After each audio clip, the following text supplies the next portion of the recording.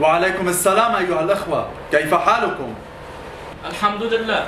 ماشي الحال. شو بدنا نعمل؟ الحياة فاضية والطريق عجل، حتى ما في ولا بنت حلوة على الطريق يا مولانا. حب الدنيا؟ حب الدنيا؟ أتريد أن تتلذذ بالدنيا وما فيها وتترك أخوتك يتقاتلون في البرد والشمس والحرارة مع الرافضة والنظام الفاسد والدولة العتيدة والكفار؟ ويحكم! ألا تريدون النعيم الأبدي بالشهادة والحور العين والولدان المخلدين؟ أتخادعون دولتنا الإسلامية؟ أتحتالون؟ تالله مولانا، أضحي بنفسي من أجل حور العين ومن أجل نصرتنا. هلا شو غلطت أنا؟ قلت لك ما شفت حدا.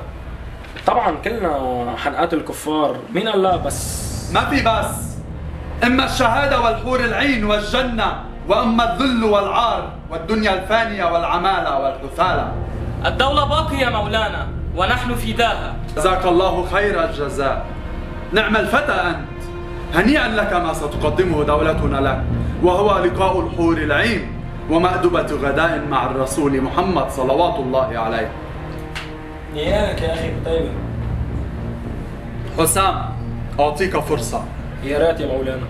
لديك يومان لتقرر، إما الشهادة وإما أن تكون خنت ميثاق أمتنا.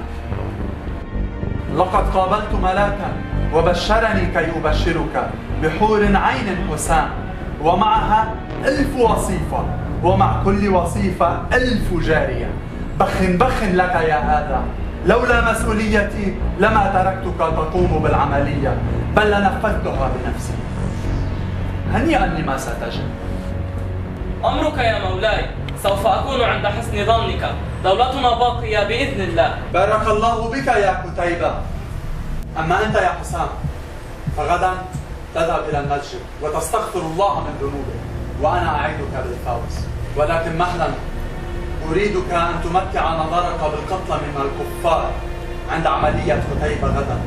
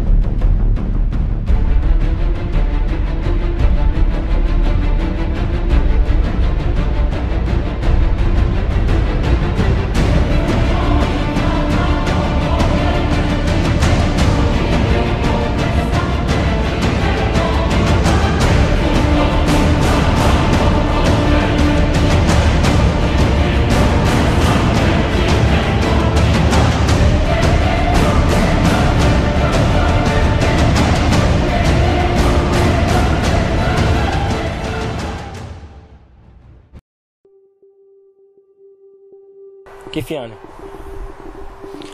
بدي افهم شو عم نعمل. عم نقتل عالم، بشر، ناس، بس هول كفار ولازم يموتوا لأنه انقتلوا رفقاتي. بس شو بيضمن أنه نتغدى مع النبي؟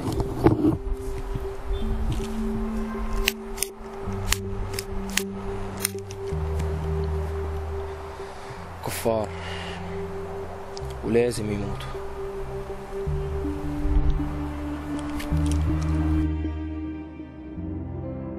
زمان الغريب قليل السكن، والليل الوحيد كثير الشجن، وحيث تكون سوف آتي، لأنك أنت اختيار حياتي. وحيث تكون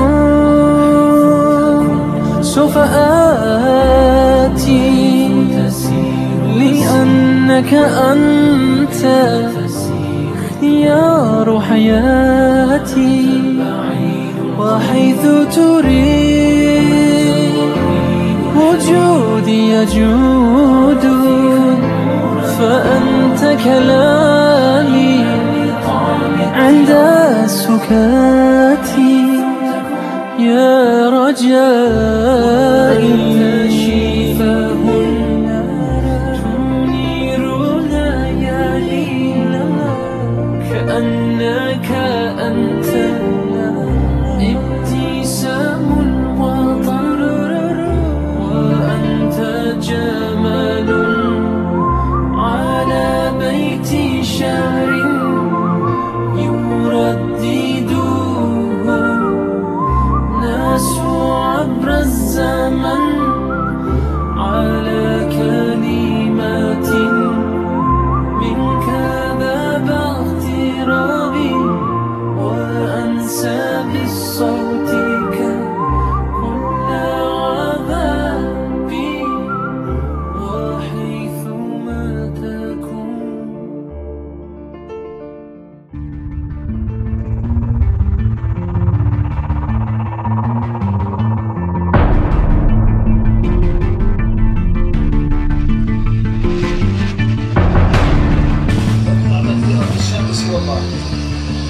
ولن يقم إلا حكم الله، ولن يعبد الجبت والطاغوت في أرض الشام بعد هذه الأيام بإذن الله سبحانه وتعالى.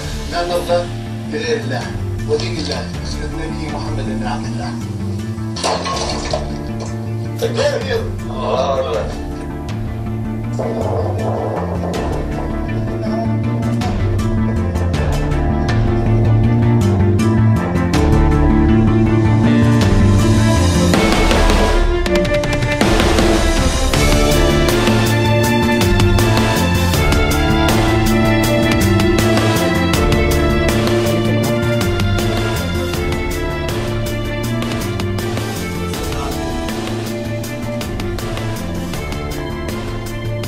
Far out of your way to find reasons to interfere in our affairs. Today,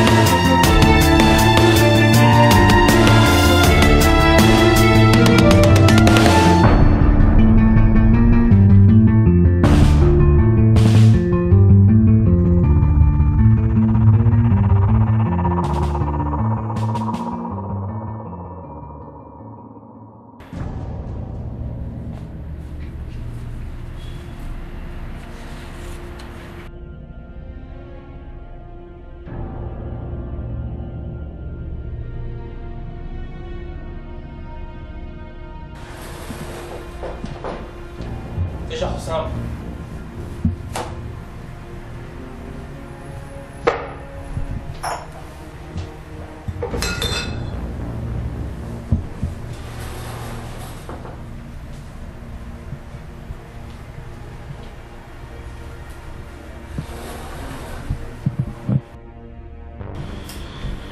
السلام عليكم رئيس. بلا سلام بلا بطيخ. بدي افهم شو استفدنا اليوم؟ شو عملنا؟ شو حققنا؟ قتلنا شوية اولاد عم يلعبوا؟ او ختيارة عم تشتري ثياب لاحفادها؟ شو عملنا؟ وين الكفار؟ وين الروافد؟ وين؟ انتو شو عم تعملوا؟ هيدا دين؟ هيدا اسلام؟ لك العالم كرهت الاسلام من ورانا، لك تفوق على حياتنا. نحن عم نقتل الناس بلا ذنب، بس كرمال نطلب على الدولة. انتو كذبة، وانا بشتغل مع كذابين. شو ذنبه قتيبة؟ ليتشقف، ليفجر حاله. ليش يا قتيبة رحت ليش؟ ليش يا قتيبة رحت؟ لو تشوف الاولاد اللي قتلتهم معك يا قتيبة. يا قتيبة.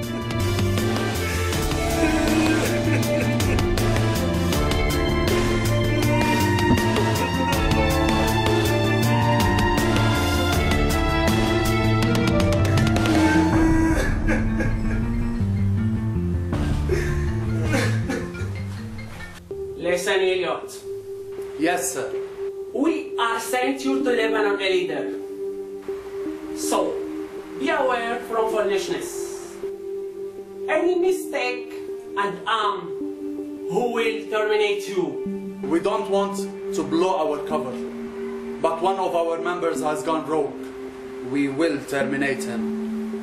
I want Mikhail Azot to kill him, but I have a plan. I want him to commit suicide in a remote control rigged car and take collateral damage along with him. If he doesn't do it, I will press the button. Tell our friends in the Mossad to have no worry. The CIA has put the pressure of our government because of your mistake in Syria and Iraq. So, I don't want any mistake in Lebanon. Don't worry, I will take care of the issue.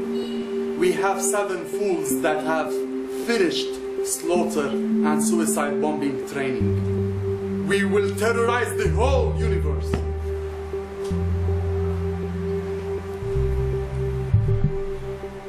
Do you understand, Elliot? Yes, sir, I understand. Shalom.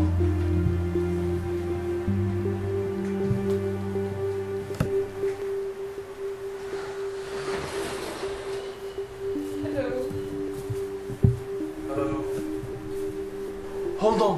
Get out, get out. The guy is still around. When he leaves, I'll take care of you. Go out, my darling. I'll make you the queen of queens. Okay, I'll change my clothes and I will meet you in the secret room. That's sweet.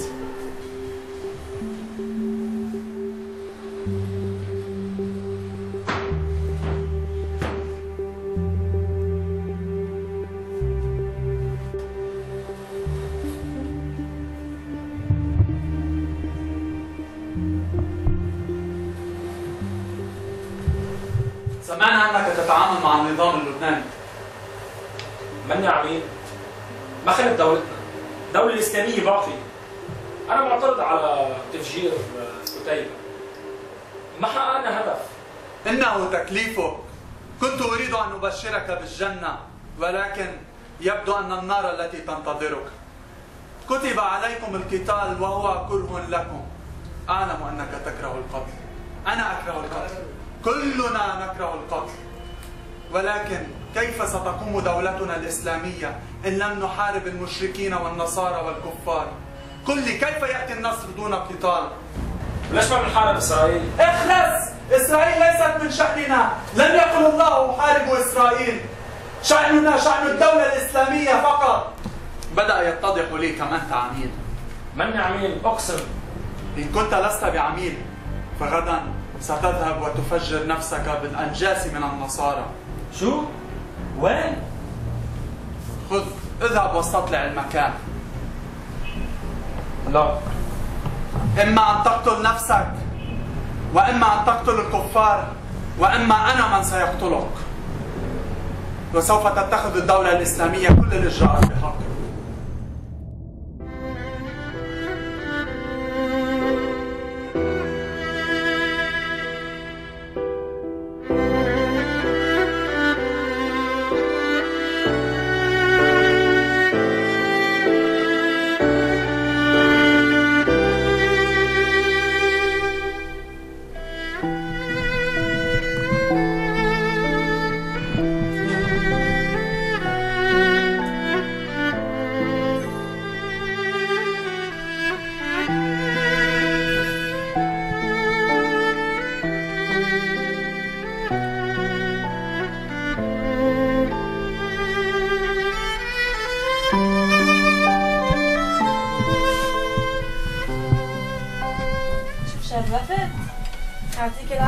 زلمة.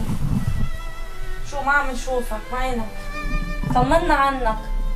قول عندي صبي وميرة بدي طلع عليهم. والله يا مرة تركيني بحالي، والله منا رايقة أبدا. والله مش حالي هيدي معك.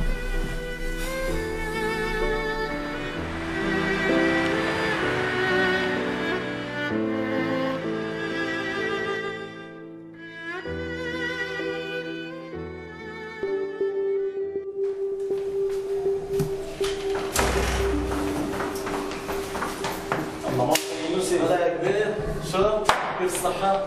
لك وين هالغيبة افتكرنك مسافر، أنا اللي بروح على هالخدمة ما بطول الغيبة مثلك. لك على الله يا ابن عمي، الله بعيني. لا والله هالبلد بهالظروف التعيسة. شو بدنا نساوي؟ شو هاي على الخدمة؟ والله يا ابن عمي، طلبونا بهالخدمة، حالة استنفار، بتعرف أنت هالبلد بالموجة الإرهابية الدارجة. هيدا البلد بده الناس يضحوا يا حسام. يلا بالإذن أنا بدي فل. لك شي يا ابن عمي، حبيبي دعيلي.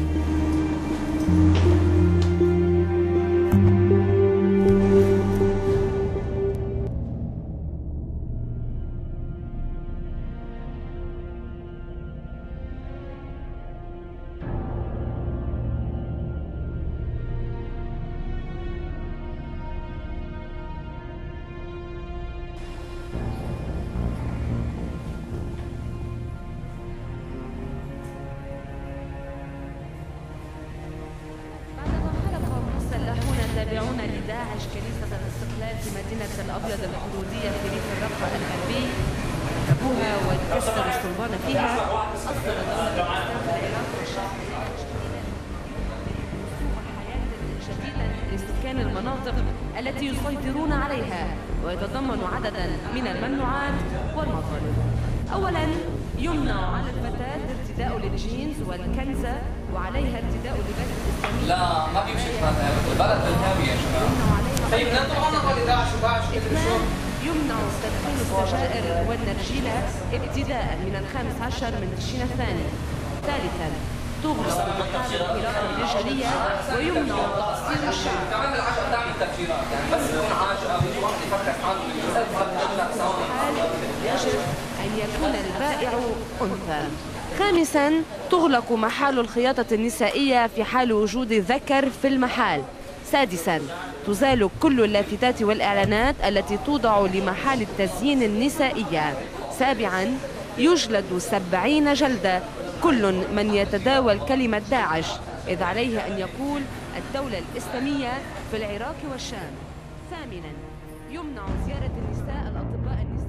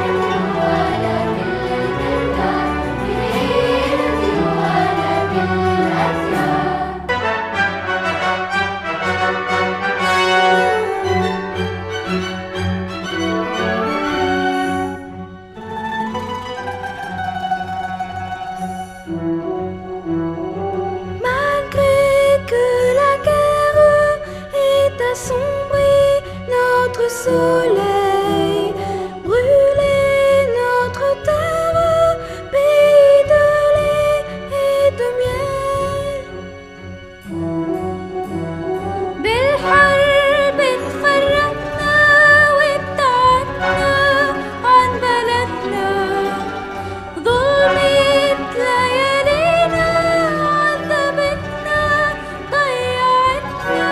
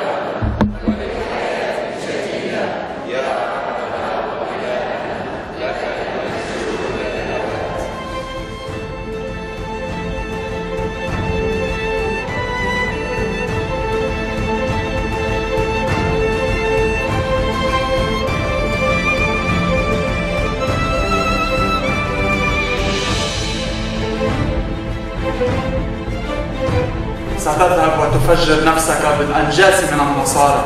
شو؟ وين؟ خذ اذهب واستطلع المكان.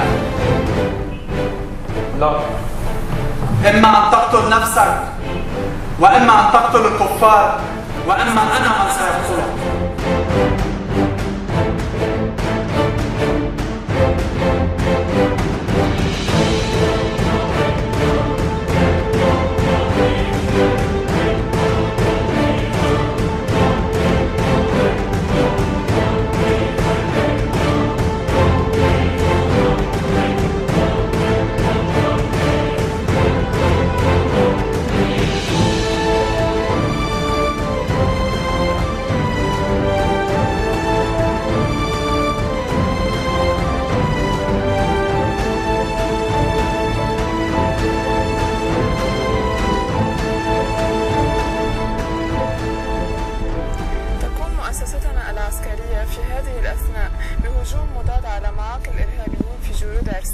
وقد قام فوج المجوقر بالدخول إلى المدينة ومواجهة الإرهابيين فيما قام الأخيرون بالهروب نحو جنود عرسال من الجهة السورية. وفي هذه الأثناء نعت قيادة الجيش الجندي الشهيد يوسف شهاب، وقد استشهد قبل قليل أثناء مواجهته مع الإرهابيين في جنود عرسال. وقد أفادتنا معلومات عسكرية عن قيام الجيش اللبناني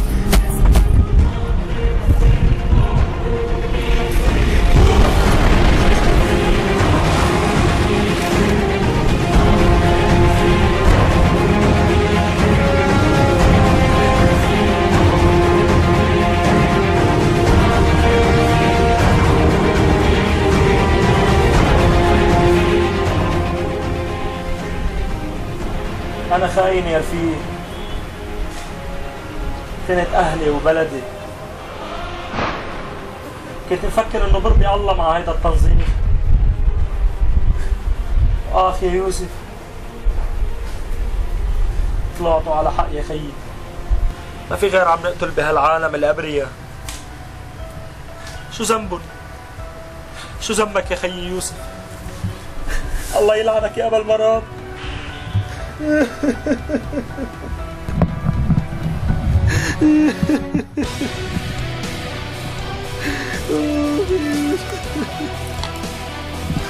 لقد قلت لك كم أنت عميل. الدولة الإسلامية باقية رغما عن أنفك يا كافر يا مرتد. إيديك فوق، سلم حالك. عمل لك على السريع، معك الجيش اللبناني.